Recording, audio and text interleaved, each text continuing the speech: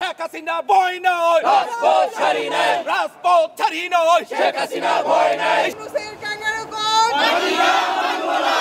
আজকে জানেন বাংলাদেশের যে কুখ্যাত রাজাকার যারা বাংলাদেশকে একটি পাকিস্তানি রাষ্ট্রে পরিণত করার লক্ষ্যে আমাদের অবৈধ সরকার ইউনূস এবং তার গং ক্যাঙ্গারু কোর্টের মাধ্যমে আমাদের জননেত্রী শেখ হাসিনার বিরুদ্ধে যে রায় দিয়েছে, এই রায় আমরা মানব না, আমরা মানতে পারবো না।